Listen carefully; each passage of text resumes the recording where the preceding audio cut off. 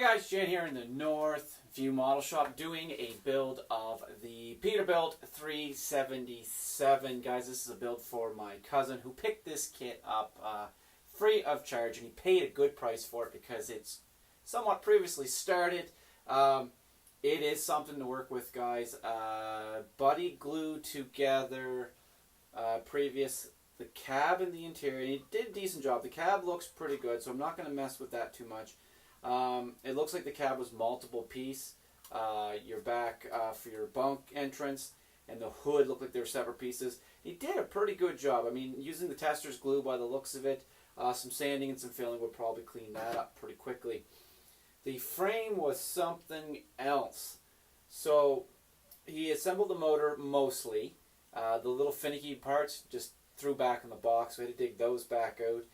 It looks like he got about that far and then threw everything back into the box where it got sat on.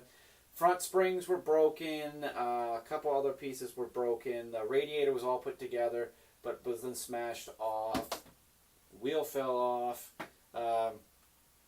All kinds of fun stuff. So we've been just kind of putting around with it. I spoke with my cuz, and it's just display model. Obviously not going to be shown or anything like that. So we're not going to spend a whole lot of time detailing anything really on the frame side of it. We'll throw it all together and then kind of work our magic a little bit just to get it clean for them.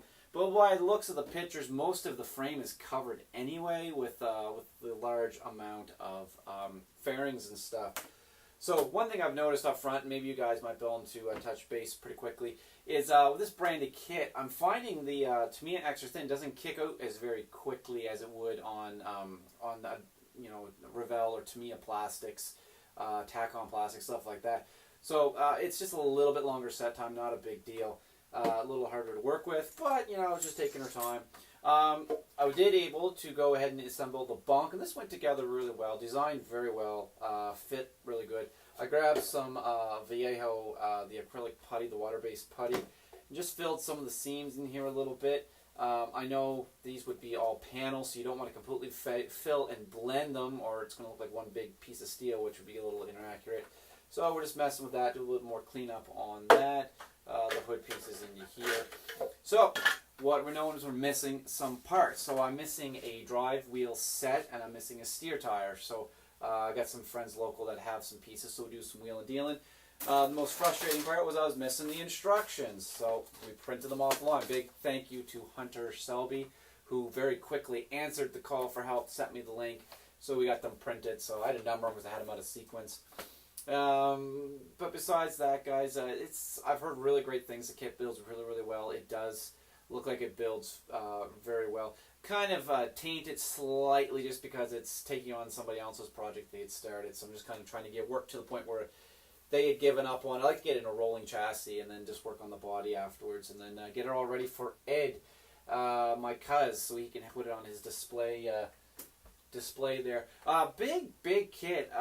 The sprue trees are huge on this. So as I've been cleaning parts off of trees, I've been cutting the trees down, knocking these things down to a bit more manageable size to try to kind of dig stuff up and find things. So anyway, guys, hopefully you're enjoying the build.